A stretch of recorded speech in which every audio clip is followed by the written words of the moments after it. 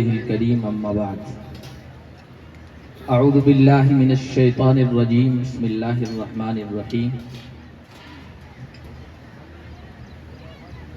يا أيها الناس اتقوا ربكم الذي خلقكم من نفس واحدة وخلق منها زوجها وبث منهما رجالا كثيرا ونساء واتقوا الله الذي تساءلون به والأرحام إن الله كان عليكم رقيبا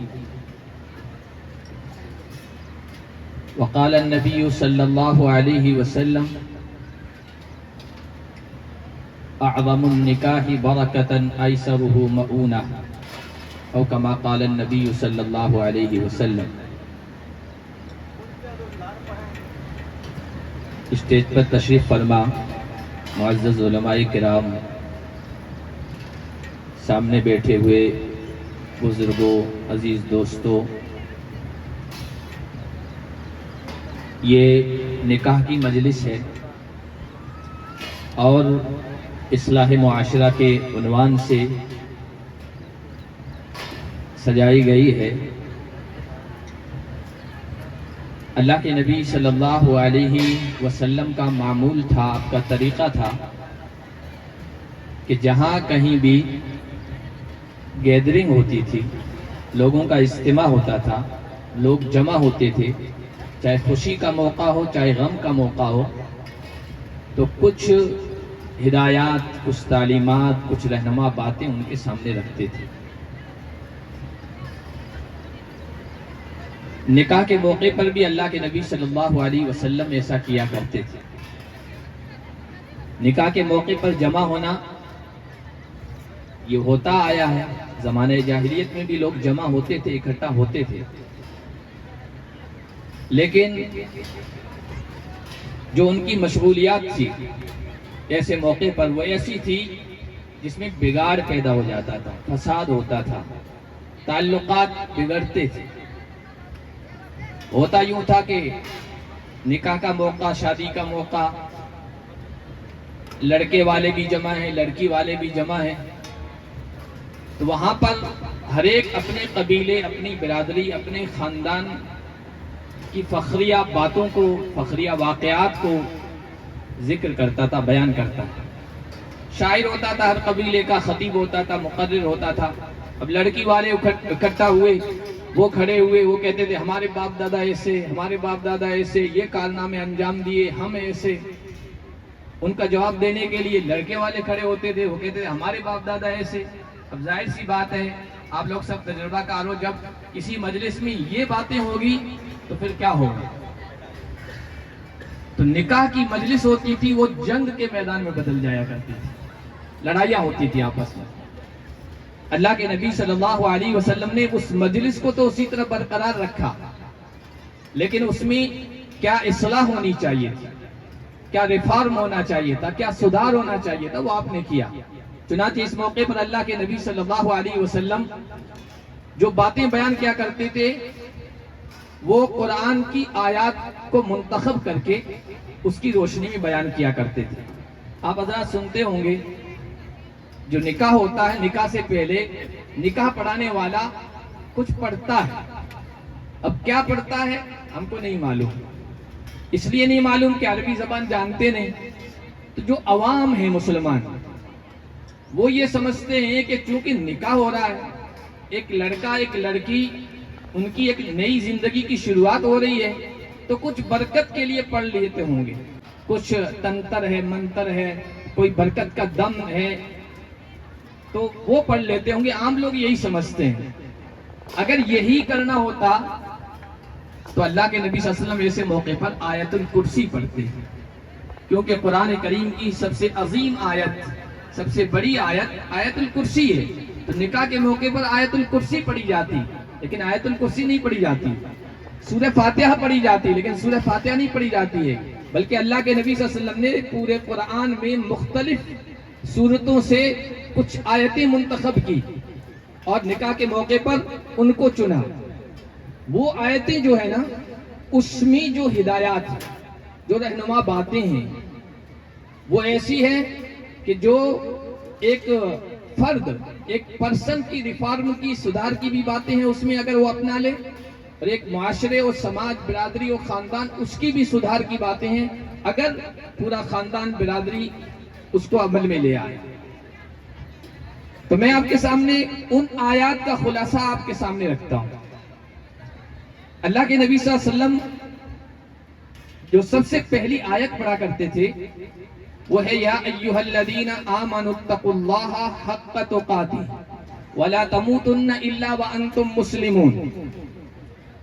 اے ایمان والو، اللہ سے ڈرو جیسا کہ اس سے ڈرنے کا حق ہے، کا لحاظ کرو جیسا کہ اس کے لحاظ کرنے کا حق ہے، اور تمہاری موت اس حال میں آئے کہ تم مسلمان ہو۔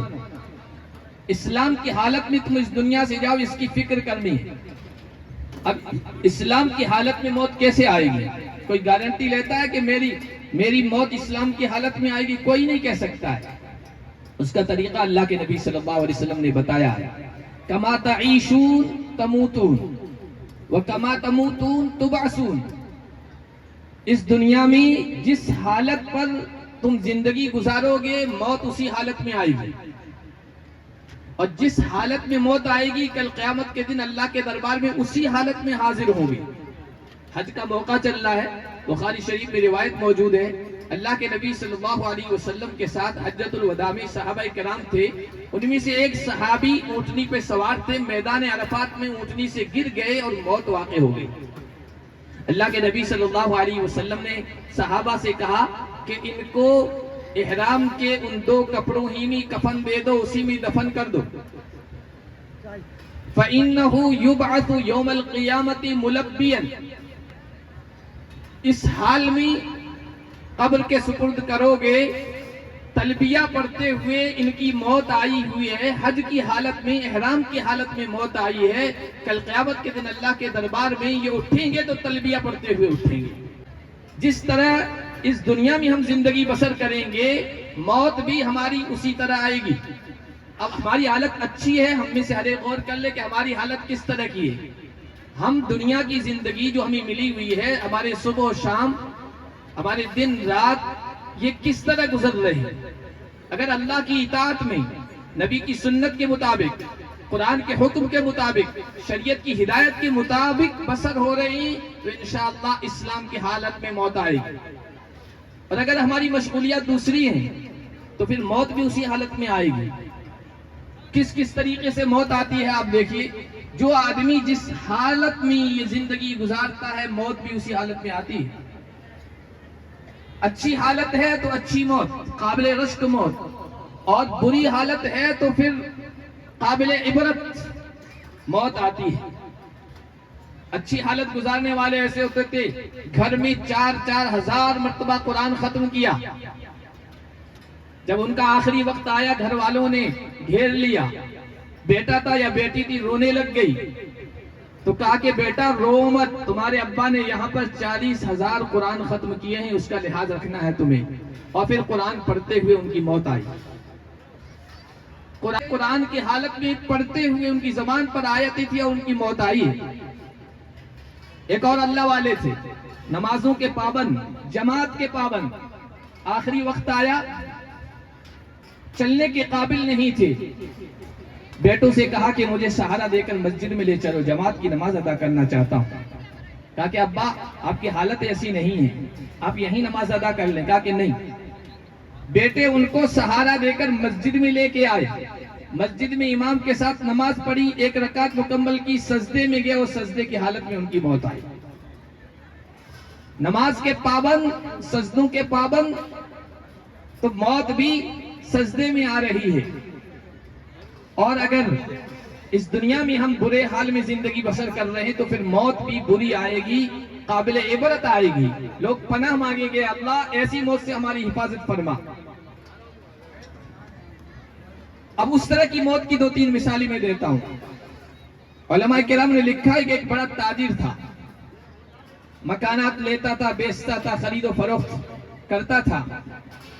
جب اس کا آخری وقت آیا تو زندگی پر اس نے یہی کیا، فلاں مکان ایسا ہے اس کو اتنے میں لے لو، فلاں گراہک اچھا ہے وہ اس کو دے دوں گا، اور اس طرح کی باتیں پوری زندگی رہی اس کی زبان پر۔ آخری وقت آیا اس کے گھر والوں نے اس کو گھیرا تو بیٹے سے کہہ رہا بیٹا فلاں گھر فلاں محلے میں ہمارا ہے اور فلاں گاہک آیا ہوا ہے، اس کو مت دینا، ایک دوسرا گاہک ہے وہ اچھا گاہک ہے، وہ لین دین میں گڑبڑی نہیں کرے گا، اس کو دنیا کی باتیں کرتے ہوئے اس دنیا سے گیا، کیونکہ زندگی بھر زبان پر وہی بولتے۔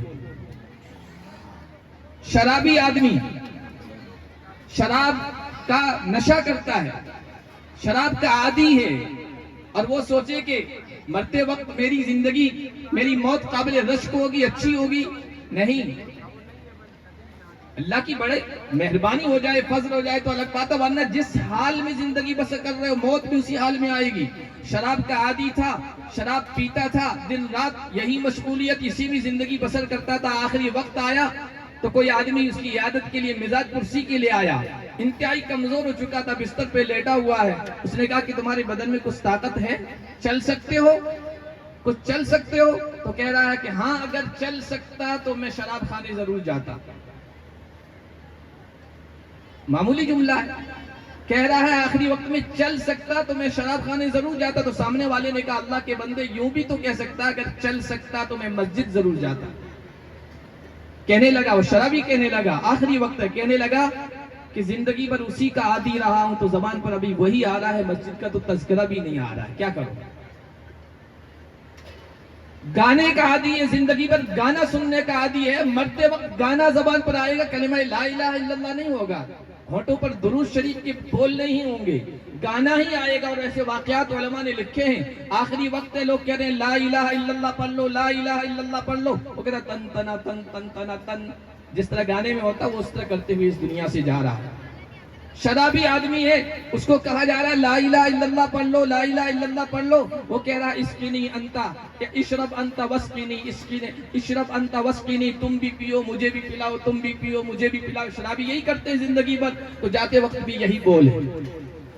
تو اللہ کے نبی صلی اللہ علیہ وسلم نے جو آیت اس موقع پر پڑھی ہے نا، تو اس میں یہ برکت کے لیے نہیں ہے، یہ ہماری ہدایت کے لیے، اصلاح کے لیے ہے، بہت اہم آیتوں کا اللہ کے نبی نے انتخاب کیا ہے۔ تو کہا کہ وَلَا تَمُوتُنَّ إِلَّا وَأَنْتُمْ مُسْلِمُونَ، دیکھو اس بات کی فکر کر کے جانا ہے، اسلام کی حالت میں تمہاری موت آنی چاہیے، تمہاری خوشی بھی جب اسلام کے مطابق ہوگی، تمہاری غمی بھی جب اسلام کے مطابق ہوگی، اور مکمل طور پر اسلام کے اندر داخل ہو کے اپنی پوری زندگی بسر کرو گے نا، تو جب اس دنیا سے جاؤ گے تو موت بھی انشاءاللہ اسلام پہ آئے گی۔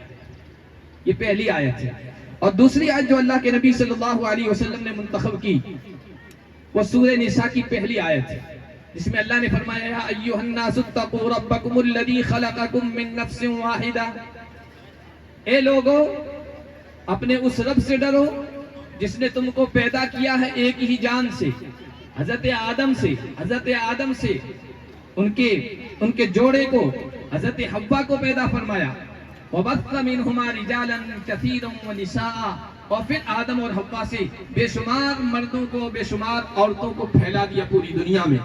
اور جس مجلس میں میں اور آپ بیٹھے ہیں، یہ مجلس بھی وہ ہے جس کے ذریعے سے نسل پھیلے گی، خاندان آگے بڑھے گا، برادری آگے بڑھے گی۔ وَبَثَّ مِنْهُمَا رِجَالًا كَثِيرًا وَنِسَاءً، تو اس آیت میں سب سے پہلا سبق یہ دیا ہے کہ دیکھو انسان ہونے کے ناطے سے تم سب برابر ہو، یہ انسانی مساوات، انسانی برابری، یہ اسلام کا سبق دیا جا رہا، سکھایا جا رہا نکاح کے موقع پر۔ کیوں؟ لڑکی کے خاندان والے ہیں، لڑکوں کے خاندان والے ہیں، ان سے متعلق مختلف لوگ جمع ہیں، کوئی مالدار ہے، کوئی غریب ہے، کوئی گورا ہے، کوئی کالا ہے، کوئی قد کے اعتبار سے لمبا ہے، کوئی چھوٹا ہے، کسی کا معاشرے و سماج میں بہت بڑا اسٹیٹس ہے، کوئی معمولی آدمی ہے، ہر طرح کی کیفیت کے، ہر طرح کی سچویشن کے، ہر طرح کے اسٹیٹس کے لوگ یہاں آ کر جمع ہیں۔ تو بعض لوگ سمجھتے ہیں میں مالدار ہوں تو میں بڑا ہوں، میں افضل ہوں، میں گورا ہوں تو میں افضل ہوں، کالا ہے وہ نیچی حیثیت کا ہے، میں فلاں خاندان کا ہوں، برادری کا ہوں، میں اونچا ہوں اور وہ نیچا ہے، یہ ذہن میں آ سکتا ہے۔ اس موقع پر یہ پیغام دیا جا رہا ہے اپنی سوچ درست کر لو، اپنی سوچ درست کر لو، سب ایک ماں باپ کی اولاد ہو، کوئی کسی پر فوقیت نہیں رکھتا، برتری نہیں رکھتا، ورنہ آپ دیکھیے دنیا کے اندر دیکھیے لوگ خاندان کی وجہ سے اپنے آپ کو بڑا سمجھتے ہیں، ہم برہمن ہیں تو ہم اونچے ہیں، دوسرا چاہے اعمال کے اعتبار سے، اخلاق کے اعتبار سے، سیرت کے اعتبار سے، کردار کے اعتبار سے اس سے افضل کیوں نہ ہو، لیکن چونکہ وہ نیچے خاندان کا ہے، وہ شیڈیول وہ طبقے کا ہے، اس لیے وہ نیچا ہی ہے۔ وہ علم نہیں سکھا سکتا، وہ گیان نہیں دے سکتا، وہ مذہبی تقریبات میں بات نہیں کر سکتا۔ کہتے ہیں کہ وہ شدھ گیان نہیں دے سکتا، شدھ گیان تو ایک برہمن ہی دے گا۔ قرآن کہتا نہیں آدم اور حوا کی اولاد ہو، اور شدھ گیان وہی دے سکتا ہے جس کے اندر تقویٰ ہوگا۔ ان اکرمکم عند اللہ اتقاکم، اے لوگو ہم نے تم کو ایک ماں ایک باپ سے پیدا کیا ہے، من ذکر و انثی وجعلناکم شعوبا۔ پھر یہ برادریاں، یہ خاندان یہ کیوں بنائے؟ کہا کہ یہ اونچ نیچ کے لیے نہیں بنائے ہیں، یہ تو تعارف کے لیے، پہچان کے لیے، کہ بھائی اسد اللہ نام کے 5 آدمی ہیں، کون سا اسد اللہ؟ یا تو یہ ہوتا کہ سب کی نمبرنگ کر دیتے، نمبر لگا دیتے، یہ مشکل کام تھا، تو قبیلوں میں بانٹ دیا، خاندانوں میں بانٹ دیا، اور خاندان اور برادریاں صرف پہچان کے لیے ہیں، اونچ نیچ کے لیے نہیں۔ ان اکرمکم عند اللہ اتقاکم، تم میں سب سے زیادہ اللہ کی نگاہ میں معزز وہ ہے جس کے اندر تقویٰ ہوگا۔ تقویٰ بلال حبشی کے اندر ہے تو اس کو مقام حاصل ہے کہ بیت اللہ کی چھت پہ اس کو چڑھایا جا رہا ہے، اور تقویٰ ابو جہل کے اندر نہیں ہے، ابو لہب کے اندر نہیں ہے، عتبہ کے اندر نہیں ہے، شیبہ کے اندر نہیں ہے۔ حضور کے بلڈ ریلیشن والے تھے، خونی تعلقات والے تھے، برادری کے تھے، خاندان کے تھے۔ ابو لہب چچا تھا، خوبصورت تھا، اتنا خوبصورت ابو لہب اسے کہا گیا، یعنی اس کے چہرے سے ایسا حسن ٹپکتا تھا جیسے آگ کے شعلے ہوں، اتنا حسین و خوبصورت، کعبہ کو روزہ نہ دیکھنے والا، زمزم پینے والا، لیکن تقویٰ نہیں ہے، کہ اس کی کوئی حیثیت نہیں ہے۔ ادھر کالا کلوٹا بلال حبشی ہے لیکن تقویٰ ہے، اس کو کعبہ کی چھت پہ چڑھایا جا رہا ہے۔ ان اکرمکم عند اللہ اتقاکم، اس لیے یہ کبھی ذہن میں مت لانا کہ میں فلاں خاندان کا، میرا باپ ایسا تھا تو میں بڑا اور وہ مجھ سے نیچے۔ اس مجلس میں یہ سبق یاد دلایا جا رہا ہے، کیونکہ یہ باتیں بھی لوگوں میں جھگڑے کا باعث ہوتی ہے۔ تانے جو ہمارے ہاں دیے جاتے ہیں، مینے دیے جاتے ہیں، ارے تمہارا باپ تو ایسا ہے اور تمہارا دادا تو ایسا تھا۔ بھائی کسی کے باپ دادا کے ایسا ویسا ہونے سے نہیں ہوتا، میں کیا ہوں، میرے اندر تقویٰ ہے اور تمہارے اندر نہیں ہے تو میں تم سے لاکھ گنا افضل ہوں۔ یہ سبق دیا جا رہا ہے اس موقع پر۔ وَبَثَّ مِنْهُمَا رِجَالًا كَثِيرًا وَنِسَاءً وَاتَّقُوا اللَّهَ، آگے کا الذی تساءلون به والارحام، جس کا نام بیچ میں دے کر تم سوال کرتے ہو۔ بہت سی مرتبہ ایسا ہوتا ہے کوئی چیز مانگنے کی ضرورت پڑتی ہے، ہم اللہ کا واسطہ دیتے ہیں، اللہ کے واسطہ دے دو، اللہ کے واسطے ایسا کر لو، بلکہ بہت سارے رشتے ہی طے ہوتے ہیں، اللہ کا نام بیچ میں دیتے ہیں۔ اس اللہ سے ڈرنا ہے۔ اور والارحام، رشتہ داری سے ڈرنا ہے، یعنی رشتہ داری کا لحاظ رکھنا ہے۔ خاص طور پر رشتہ داری کا تذکرہ یہاں خاص طور پر کیا، کیوں؟ نکاح کی مجلس ہے، شادی کی مجلس ہے، اس موقع پر لڑکا اور لڑکی ایک نئی زندگی شروع کر رہے ہیں۔ لڑکا الگ خاندان کا، لڑکی الگ پریوار کی، دونوں جڑ رہے ہیں، شادی کے بندھن میں بندھ رہے ہیں، ایک نئی زندگی کی شروعات کر رہے ہیں۔ اب نئے رشتے بنے، دونوں کے نئے رشتے بنے ہیں۔ عام طور پر یہ ہوتا ہے یا تو دلہا دلہن دونوں اس کونے پہ چلے جاتے ہیں یا اس کونے پہ چلے جاتے ہیں، بیچ والا بیلنس والا اعتدال والا راستہ بھول جاتے ہیں اور خرابیاں وہیں سے شروع ہوتی ہیں۔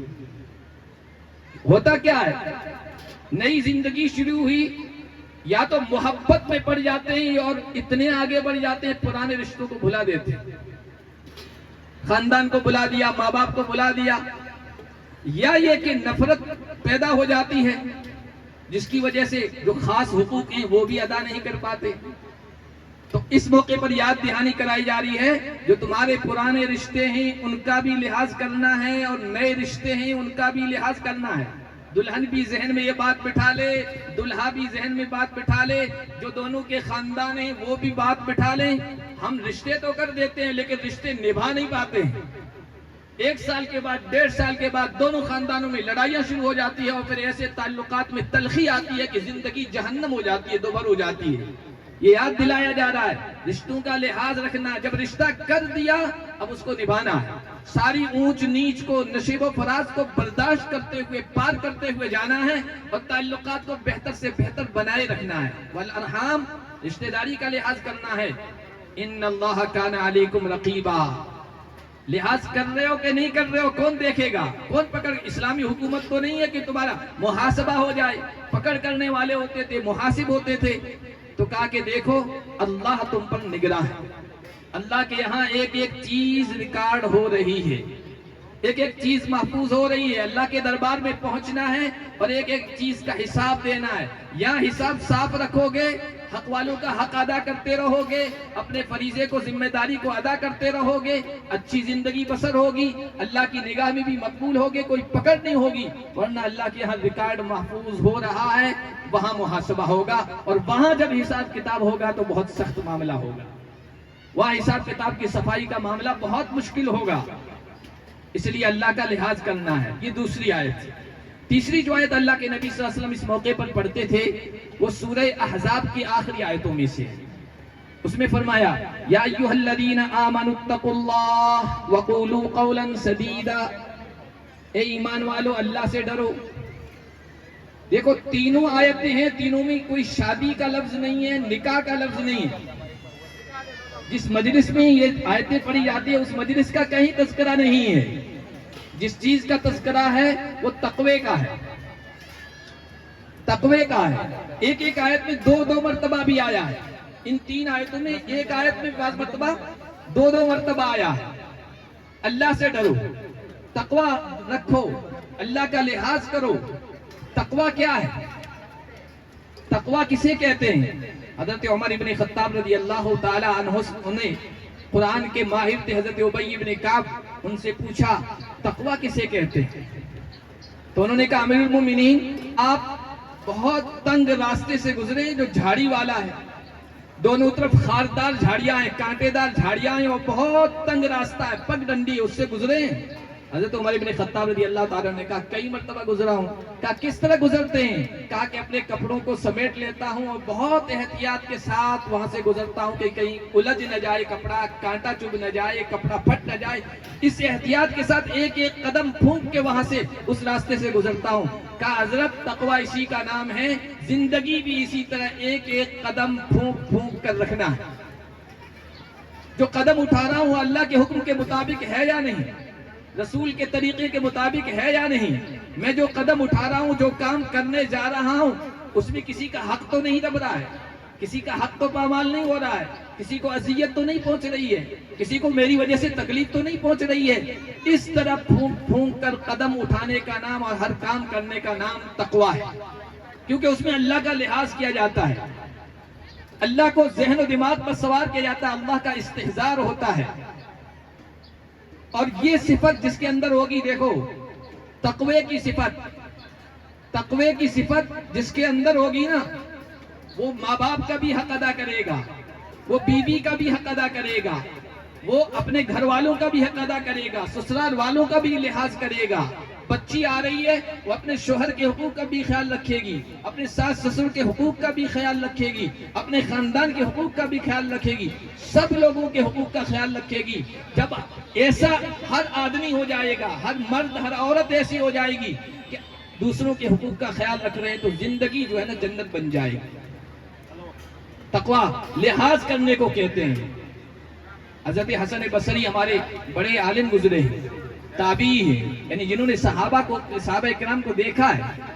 ان کے پاس ایک آدمی آیا، کہنے لگا حضرت میری بچی ہے، شادی کے قابل ہو گئی ہے، مختلف پیغامات آ رہے ہیں، مختلف نوجوان اس کا ہاتھ مانگ رہے ہیں، میں اپنی بچی کس کو دوں، اس کا ہاتھ کس کے ہاتھ میں تھماؤں؟ ہم کیا دیکھتے ہیں؟ برادری کیسی ہے، اسٹیٹس کیسا ہے، علاقے، خاندان، گاؤں میں ان کا مقام کیا ہے، بینک بیلنس کتنا ہے، زمین جائیداد کیسی ہے، کتنی ہے، یہ سب چیزیں دیکھتے ہیں۔ حضرت حسن بصری نے کہا میں اپنی بیٹی کا ہاتھ کس کے ہاتھ میں تھما دوں؟ حضرت حسن بصری نے کہا کہ زوجھا لمن یتق اللہ، اپنی بیٹی کا نکاح اس سے کرا دو جس کے اندر تقوی ہو، جو اللہ کا لحاظ کرتا ہو، اللہ کا ڈر رکھتا ہو، جو اللہ کا تقوی رکھتا ہو۔ لمن یتق اللہ، پھر آگے جملہ کیا کتنا بہترین جملہ کا ہے، آگے کہا ان احبہا اکرمہا، اس کے ہاتھ میں ہاتھ تھما دو گے، محبت پیدا ہو گئی، عزت سے رکھے گا، عزت سے رکھے گا تمہاری بیٹی کو۔ وَإِنْ أَبْغَضَهَا لَمْ يَظْلِمْهَا، بعض مرتبہ ایسا ہوتا ہے بیٹا بھی بیٹی بھی، یعنی دلہا بھی دلہن بھی، لڑکا لڑکی دونوں نیک ہیں، لیکن بہرحال کچھ ایسا ہو جاتا ہے دونوں میں بنتی نہیں، تعلقات خراب رہتے ہیں کسی وجہ سے، مزاج نہیں بیٹھتا ہے، طبیعت نہیں بیٹھتی ہے، دونوں گھرانوں کا ماحول الگ لگتا ہے، اس کی وجہ سے کچھ انبن ہو جاتی ہے۔ حضرت حسن بصری نے کہا وَإِنْ أَبْغَضَهَا کرے گا، اور اگر دونوں میں نہیں بنی تو پھر لم یظلم، ظلم نہیں کرے گا کم سے کم۔ تو یہ دیکھو، یہ تقویٰ تھا اور وہ اس طرح لحاظ کر رہا ہے۔ اس لیے کہا اتقوا اللہ، تینوں آیتوں میں کہا جا رہا اللہ سے ڈرو، اللہ کا تقویٰ اختیار کرو، اور آگے کہا وَقُولُوا قَوْلًا سَدِيدًا، اور ایمان والو درست بات کہو۔ نکاح کی مجلس میں کہا جا رہا ہے بات درست رکھنا ہے، زبان سے صحیح بات نکالنا ہے۔ یہ کیوں کہا جا رہا ہے؟ تعلقات بنتے بھی ہیں زبان کی وجہ سے، بگڑتے بھی ہیں زبان کی وجہ سے۔ زبان بہت خطرناک ہے۔ ذرا سا جملہ لڑکے نے لڑکی والوں کے بارے میں کہہ دیا، لڑکی نے لڑکے کے خاندان والوں کے بارے میں کہہ دیا، یا لڑکی کے خاندان والوں نے دوسرے خاندان والوں کے بارے میں کہہ دیا، تعلقات وہیں سے بگڑتے ہیں۔ تمہاری ماں نے مجھے ایسے کہہ دیا، میری ساس نے مجھے یہ کہہ دیا، میرے ابا میری برادری کے بارے میں یہ کہہ دیا۔ جملہ تعلقات کو بگاڑتا بھی ہے اور سنوارتا بھی ہے۔ وَقُولُوا قَوْلًا سَدِيدًا، درست بات کہو۔ آپ کسی کو مار دو، زخم پہنچا دو، وہ بھر جائے گا۔ زبان کا زخم کبھی نہیں بھرتا ہے۔ جراحات السنان لها التیام ولا یلتام ما جرح اللسان، نیزے بھالے تیر تفنگ ان کا زخم بھر جاتا ہے شاعر کہتا ہے، لیکن زبان جو زخم پہنچا دے وہ کبھی نہیں بھرتا ہے۔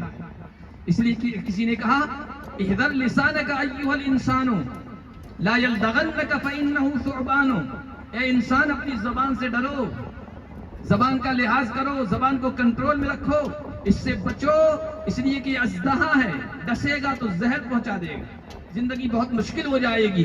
وَكَم مِّن قَتِيلِ لِسَانِهِ كَانَتْ تَهَابُ مِن لِقَائِهِ الشَّجَعَانُ، کتنے سارے بہادر مضبوط انسان ایسے تھے کہ بڑے بڑے بہادر ان کے سامنے آتے تو پتا پانی ہو جایا کرتا تھا، ان سے ڈرتے تھے، لیکن اپنی زبان کے ڈسنے سے وہ مار دیے گئے۔ بہادر ان کا سامنا کرنے سے ڈرتے تھے، لیکن زبان کے جملوں اور زبان کے تانوں کی وجہ سے وہ مار دیے گئے۔ اس لیے نکاح کے موقع پر کہا جا رہا ہے نئی زندگی شروع ہو رہی ہے، دو آدمیوں کی، مرد عورت کی، دو خاندانوں کی۔ قولوا قولا سدیدا، آگے کی زندگی میں زبان پر کنٹرول رکھنا ہے تو زندگی جنت بنے گی، ورنہ زندگی جہنم ہو جائے گی، دونوں کی، دونوں کے خاندان والوں کی، دونوں کے متعلقین کی، سب کی۔ آگے کہا یصلح لکم اعمالکم ویغفر لکم ذنوبکم، جب اللہ کا تقویٰ کرو گے، لحاظ کرو گے، تقویٰ اختیار کرو گے، زبان کو درست رکھو گے تو اللہ کیا دے گا؟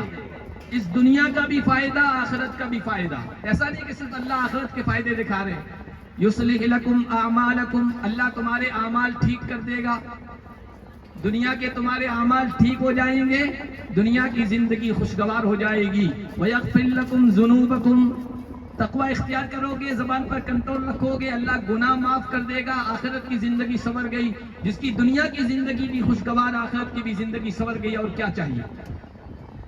آگے فرمایا وَمَن يُطِعِ اللَّهَ وَرَسُولَهُ فَقَدْ فَازَ فَوْزًا عَظِيمًا، جو اللہ اور اس کے رسول کی اطاعت کرے گا، فرما برداری کرے گا، سب سے بڑی کامیابی اس نے حاصل کی۔ سب سے بڑا کامیاب انسان وہ ہے جس کی زندگی میں اللہ کا حکم اور رسول کی سنت ہے۔ وہ انسان بھی کامیاب، وہ خاندان بھی کامیاب، وہ علاقے والے بھی کامیاب، وہ ملک والے بھی کامیاب۔ اور یہ آیت پڑھ کے یہ پیغام دیا جا رہا ہے، یہ ہدایت دی جا رہی ہے کہ دیکھو تمہارے ہر کام میں سامنے رکھنا ہے اللہ کا حکم اور رسول کی سنت، تو کامیاب ہو۔ ہم کامیاب، دنیا والے کامیاب کس کو سمجھتے ہیں؟ جس کے پاس بینک بیلنس ہے، جس کے پاس زمین جائیداد ہے، جس کے پاس گاڑیاں ہیں، جس کے پاس بنگلے ہیں، جس کے پاس پتہ نہیں کیا کیا اسباب ہے، اس کو کامیاب سمجھتے ہیں۔ قرآن اس موقع پر ہمیں یاد دہانی کرائی جا رہی ہے، یہ دنیا کے معیار ہیں جن پر تم ایک دوسرے کو پرکھتے ہو، اس معیار پر پورا اتر گیا تو بڑا ہے، پورا نہیں اترا تو وہ چھوٹا ہے کہ نہیں۔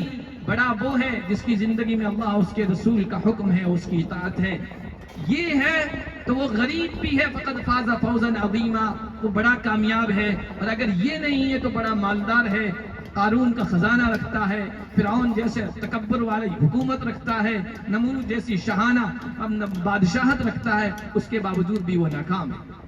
فمن زحزح عن النار وادخل الجنہ فقد فاز، جس کو ایسے اعمال کی توفیق دے دی گئی جو اس کو جہنم سے دور کرنے والے ہیں اور جنت سے قریب کرنے والے ہیں، وہ ہے اصل انسان کامیاب۔ اللہ پاک ہم سب کو ایسی کامیابی سے نوازے، ایسی کامیابی والے اعمال اور کام کرنے کی توفیق عطا فرمائے۔